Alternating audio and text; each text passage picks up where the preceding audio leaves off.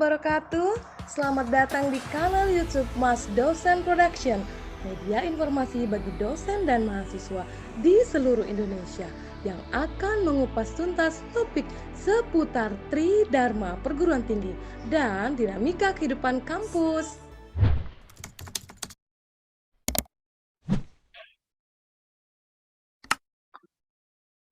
Assalamualaikum warahmatullahi wabarakatuh. Jumpa lagi di channel Mas Dosen Production. Kita melanjutkan konten sebelumnya tentang bagaimana menginterpretasi data kualitatif.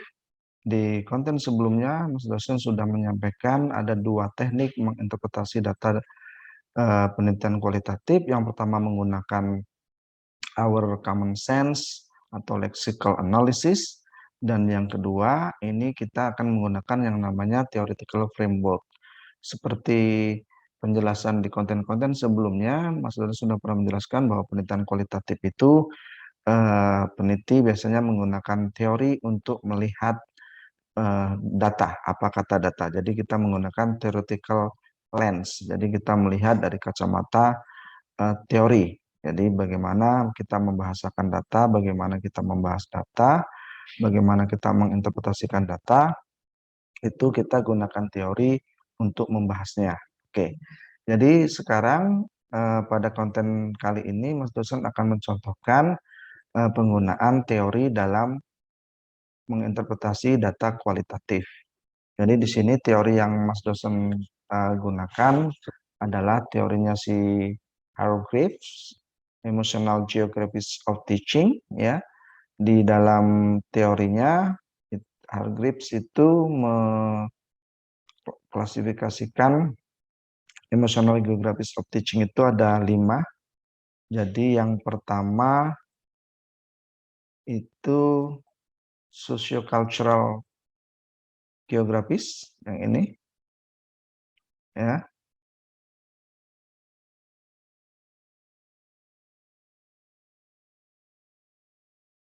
Ya, jadi sociocultural geographies ini yang pertama, kemudian ada moral geographies yang kedua, kemudian professional geographies, keempat political geographies, dan yang kelima physical geographies. Nah, ada lima form atau bentuk dari emotional geographies of teaching yang dipropose atau yang dikemukakan oleh Hargreaves. Nah, kemudian kita lihat satu persatu. Apa yang dimaksud dengan socio-cultural geographies? Definisinya adalah in which the issues of race, culture, gender, and disability, including various ways of experiencing and showing emotion, can distance people from each other and lead them to be viewed as stereotypes, ya. Jadi di sini ada poinnya, ada ini isu masalah race, ya, itu ras, suku, ya, kemudian culture, budaya, gender, kemudian disability, ya, atau orang untuk berkebutuhan khusus, itu akan berpengaruh, ya. Jadi akan berpengaruh terhadap hubungan seseorang. Jadi bisa membuat people itu menjadi berjarak, distant, atau bisa menjadi close, ya. Jadi seperti itu. Jadi sama seperti kita kalau misalnya duduk dalam tempat baru, itu biasanya kita cenderung akan mencari teman-teman yang misalnya dari suku yang sama, dari budaya yang sama, dari agama yang sama misalnya, supaya kita bisa menjalin close relationship, bukan distance, bukan jarak, tapi kedekatan, seperti itu. Itu yang namanya socio-cultural geographies. Bahasa mudahnya adalah bagaimana perbedaan agama, suku, budaya, jenis kelamin, itu akan mempengaruhi dekat tidaknya kita dalam menjalin sebuah hubungan, seperti itu. Kemudian yang kedua, moral geographies, where people seek mutual ends and feel sense of complement together, or where they are defensive about their attention and unconcerned, or in disagreement about other objectives. Ya, jadi ini bahasa mudahnya adalah biasanya dalam suatu kegiatan itu biasanya kita itu mempunyai tujuan atau goal yang sama. Tetapi ada kalanya bahwa dalam satu kelompok itu kita berbeda-beda tujuan, ya, berbeda concerns, itu akan menyebabkan interaksi di dalam kelompok itu menjadi berjarak seperti itu. Jadi perbedaan tujuan, perbedaan interest misalnya, itu bisa membuat orang eh, menjadi berjarak di dalam pergaulan atau dalam interaksinya. Kemudian yang selanjutnya adalah professional geographies, where professional concept and norms either spread professional from their colleagues and customer or open them up to discuss professional problem together. Ya, jadi profesional ini misalnya hubungan, ya, hubungan profesional itu akan membuat orang semakin dekat dengan koleganya atau membuat jarak. Itu jadi tergantung dari si individu yang memegang nilai profesional geografis itu seperti apa. Kemudian political geographies. Political geographies, when kita berbicara tentang political geographies, so when we are talking about this political geographies, biasanya kita akan berbicara tentang power dan status, ya. Power dan status seperti ini. Jadi perbedaan power dan status itu bisa membuat interpersonal komunikasinya itu berubah, ya. Jadi bisa can alter interpersonal communication, ya. Jadi di sini biasanya hubungan atasan dengan bawahan, bos dengan karyawan, guru dengan murid, ya, dengan siswa, dosen dengan mahasiswa, itu biasanya di political geographies. Perbedaan itu bisa membuat close, juga bisa membuat orang berjarak seperti itu. Kemudian physical geographies yang kelima, itu tentang time, ya, ada kata kuncinya adalah times dan space di sini, ya, that can carry and hold people close to each other over long period in order to establish or restrict relationship, ya, to change of episodic interaction, ya. Jadi kebersamaan, ya, share time dan space itu akan membuat orang menjadi dekat atau bahkan mungkin menjadi lebih jauh. Jadi lebih bagaimana urusan time dan space, ya, ada waktu dan tempat dalam periode tertentu itu akan menentukan bagaimana hubungannya itu akan terjadi closeness, kedekatan, atau malah menjadi distant atau jarak seperti itu. Nah, sekarang bagaimana dari kelima emotional geographies of teaching ini kita pakai sebagai kacamata kita pada waktu kita melihat atau menginterpretasi data. Untuk lebih jelasnya, Mas dosen akan tunjukkan contohnya. Ini ada contoh data. Ya, ini si Dans. Ya, ini jadi si Dans ini adalah objek penelitian saya. Dia adalah mahasiswa internasional yang sedang melakukan PPL di Indonesia. Jadi dia dengan beberapa kawan koleganya dari negara lain itu di Indonesia mengadakan melaksanakan PPL internasional. Jadi sekarang kita lihat comments-nya, ya. Comments dan kita lihat di sini. Kita belajar sama-sama menginterpretasi datanya. Apa kata si Dans? I have to talk to my colleagues about teaching approaches that appropriate with my student characteristic. But some of them did not consider it. Nah, ini kata kuncinya. Tapi sebagian dari mereka tidak memikirkan itu, tidak mempertimbangkan itu. Jadi sudah ada perbedaan goal kayaknya di sini, ya. Kemudian we need to discuss some topic, ya, related to the exchange program, ya. Jadi international teaching practicum itu exchange program, and I think it is important for me to know.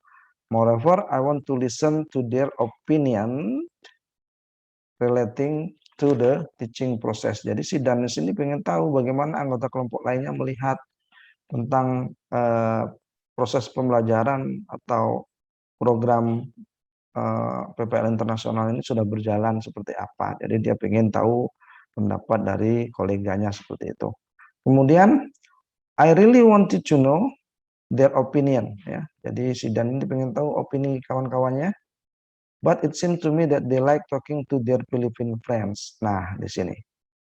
Ya, jadi rupanya kawan-kawan Sidans ini dari Philippines, dan mereka lebih cenderung suka berbicara dengan sesama temannya di Philippines. Sementara Dans mungkin karena dia datang dari negara berbeda, itu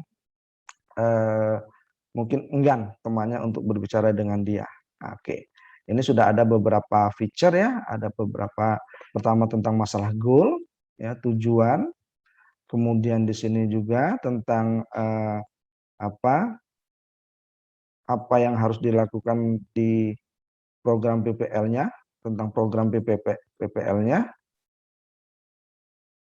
PPL internasionalnya, dan yang ketiga ini tentang ini ada keengganan ya di sini, mereka itu cenderung untuk berkomunikasi dengan sesama teman di satu negara. Ada stereotype di sini. Jadi di sini ada tentang perbedaan mungkin culture, ya, ada budaya yang berbeda sehingga mereka enggan untuk berkumpul atau berdiskusi dengan si Dans. Oke.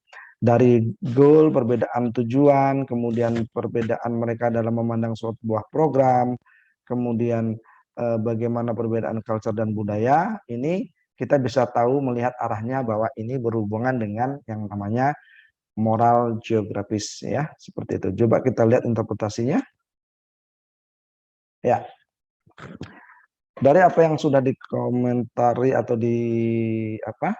respon dari Sidan sebagai partisipan dari penelitian saya, kita bisa membuat datanya, menginterpretasi datanya dengan menggunakan sudut pandang teori moral geografi ya. Jadi dan may have different moral standards. Jadi ada moral standar tadi ya, beda tujuan, kemudian beda pemahaman terhadap suatu program, itu termasuk dalam perbedaan moral standar dalam moral geografi teori. Jadi where he needs to create a similar perception, ya, karena ada perbedaan, jadi ini similar perception-nya tidak akan terjadi among other international students related to the exchange program and teaching process. A new teacher with different social cultural background, ya, karena perbedaan sosial dan cultural background, needs to build and adjust their existing belief with the new workplace, di tempat yang baru. But what he found is the disagreement on a certain view, interest, or purposes that may result in the conflict among them.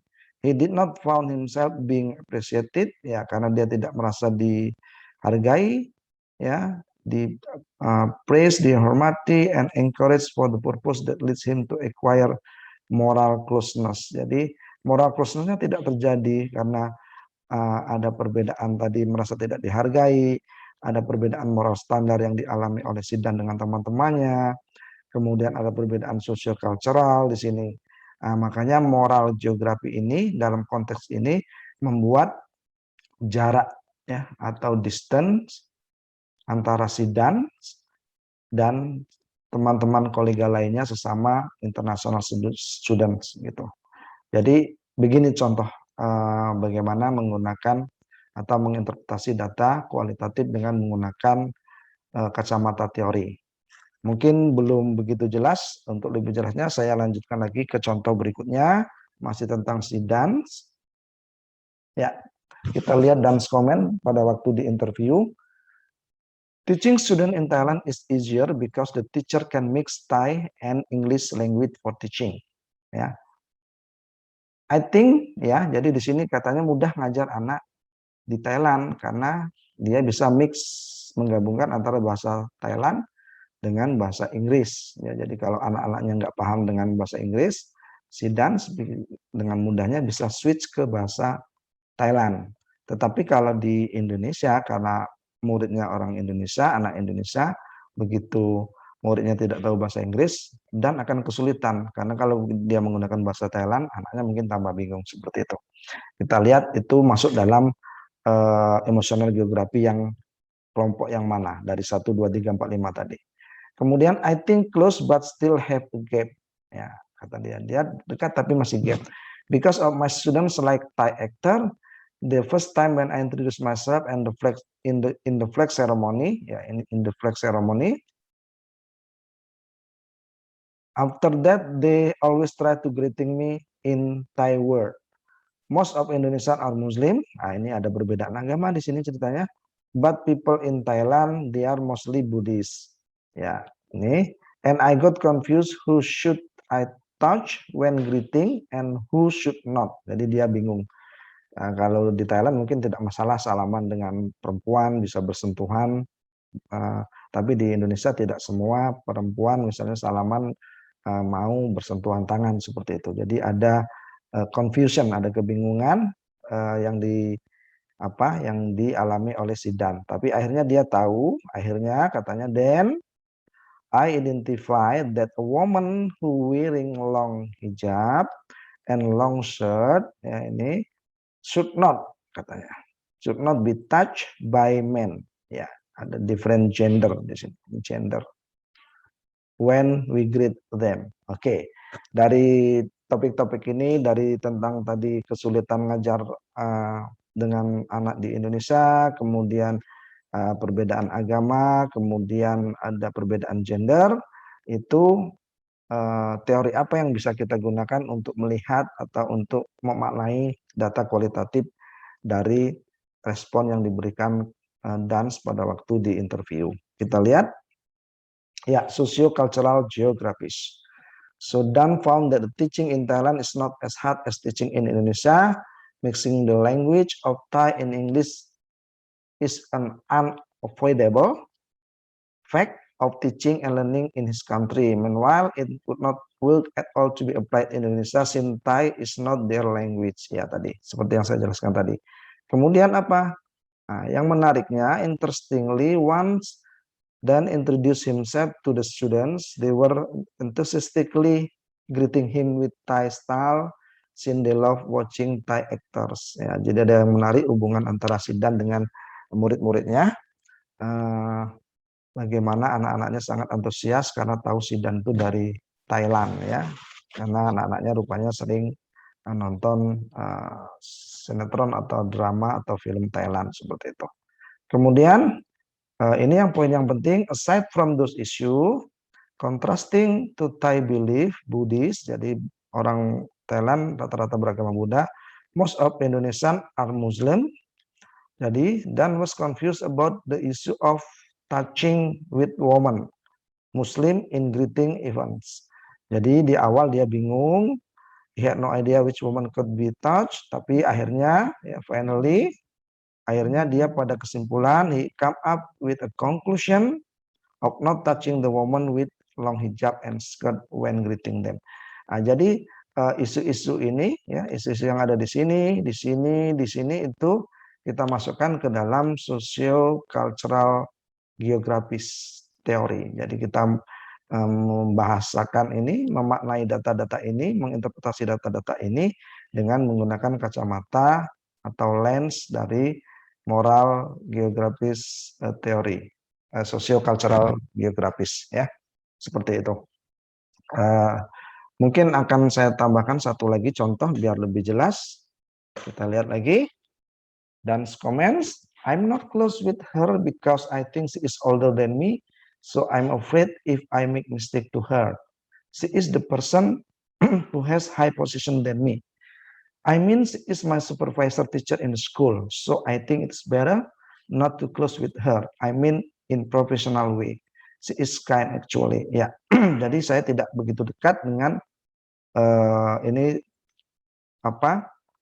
supervisornya, ya. Jadi supervisor teacher, ya, dosen guru pamongnya di PPL.